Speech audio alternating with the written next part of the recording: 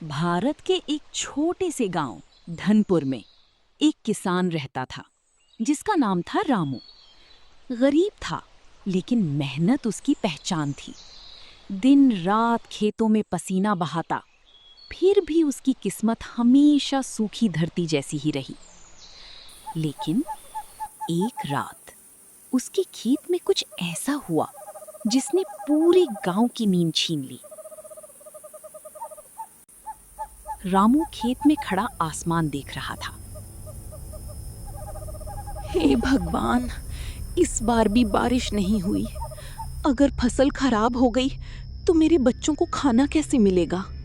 उसकी पत्नी गीता पीछे से आती है।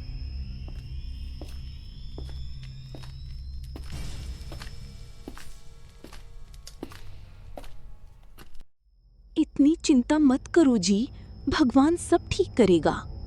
भगवान?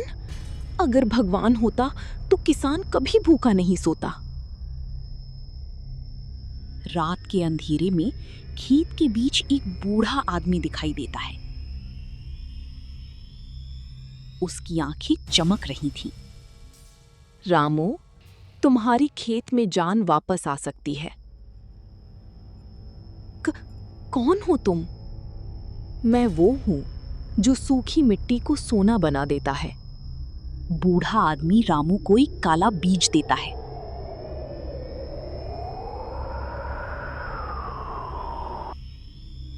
उस बीज से अजीब सी ठंडी हवा निकल रही थी, मानो उसमें कोई आत्मा कैद हो।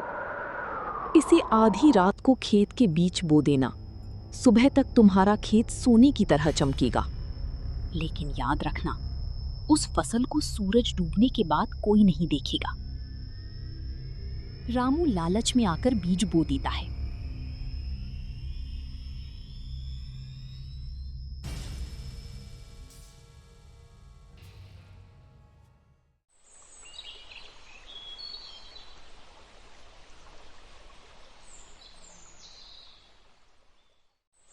सुबह होते ही पूरा खेत हरी भरी फसल से भर जाता है।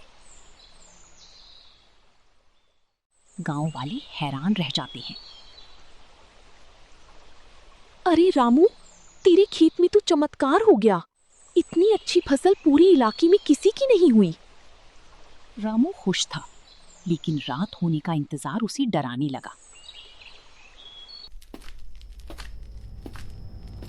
रात के 12 बजे रामू खेत की तरफ जाता है।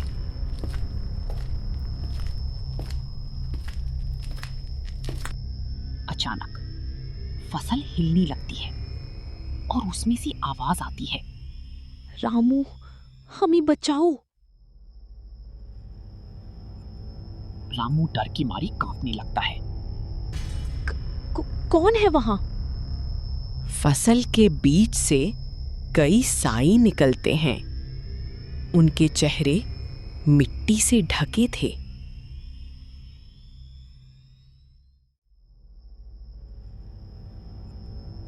ये फसल इंसानी आत्माओं से उगी है।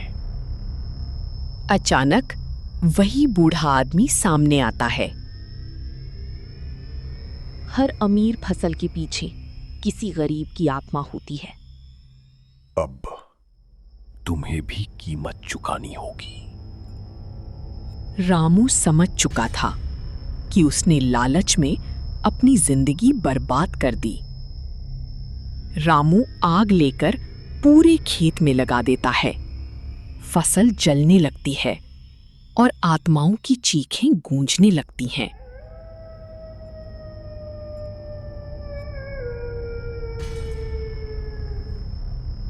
मैं गरीब रह लूंगा, लेकिन किसी की मौत पर अमीर नहीं बनूंगा। अचानक बारिश शुरू हो जाती है और बूढ़ा आदमी धुएं में गायब हो जाता है।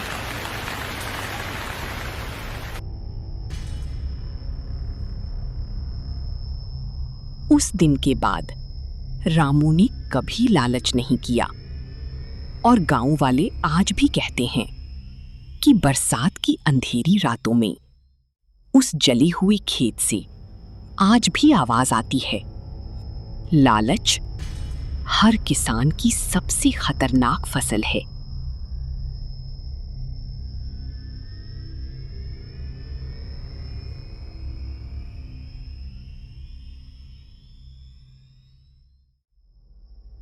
रामू ने जिस खेत को आग लगाई थी, गांव वालों ने सोचा अब सब खत्म हो चुका है। लेकिन असल डर अभी शुरू हुआ था। रात के समय रामू की बेटी गुड़िया अचानक नींद में बोलने लगती है। बाबा, खेत वाली हमें बुला रही हैं। रामू डर कर उठ जाता है।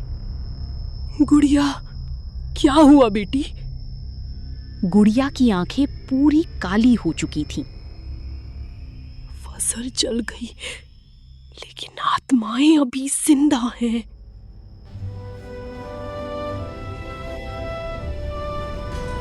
अगली सुबह गांव का पुराना कुआं अचानक खून जैसा लाल पानी देने लगता है। पूरा गांव डर जाता है। लोग समझ चुके थे कि खेत का श्राप अब पूरी गांव में फैल रहा है।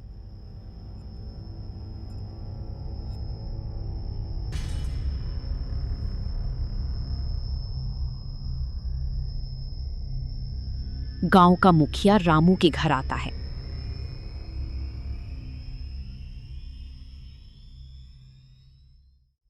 रामू, तूने जरूर कोई पाप किया है। मैंने सिर्फ अपने परिवार को बचाने की कोशिश की। अचानक कुएं से आवाज आती है, एक आत्मा अभी बाकी है।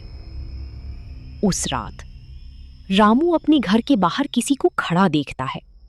वही बूढ़ा आदमी, लेकिन इस बार उसका चेहरा आधा जला हुआ था। तुमने फसल जलाई, लेकिन सौदा अभी पूरा नहीं हुआ। मुझे क्या चाहिए तुमको? तुम्हारी आखिरी खुशी।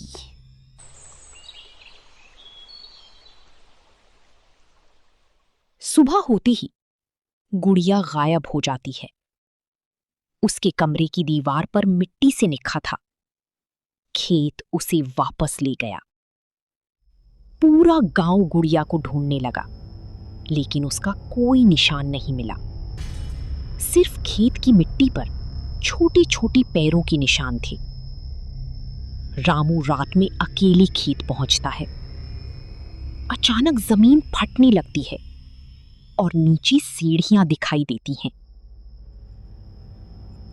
उस खेत के नीचे एक पुराना तहखाना छिपा था। रामू मशाल लेकर नीचे जाता है। वहां दीवारों पर हजारों नाम लिखे थे, सब किसानों के। ये सब कौन है? अचानक पीछे से आवाज आती है, ये वो किसान है जो लालच में यहां आई थी।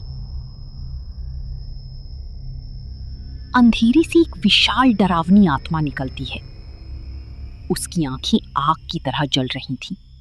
मैं भूखी आत्माओं का मालिक हूं। हर 100 साल में एक किसान मेरी शक्ति जगाता है, और इस बार वो किसान तुम हो रामू। अचानक अंधेरी में गुड़िया रोती हुई दिखाई देती है। बाबा, मुझे घर जाना है।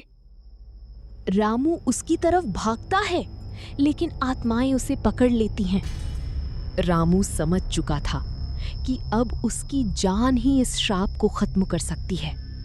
रामू मशाल उठाकर तहखाने में आग लगा देता है। आत्माएं जोर जोर से चीखने लगती हैं। अगर मैं खत्म हुआ तो तुम भी जिंदा नहीं बचोगे। अगर मेरी मौत से मेरा गांव बच जाए तो मुझे मंजूर है। पूरा खेत आग में जल रहा था। गांव वाले दूर खड़े सब देख रहे थे। अचानक एक तेज रोशनी आसमान में जाती है और फिर सब शांत हो जाता है।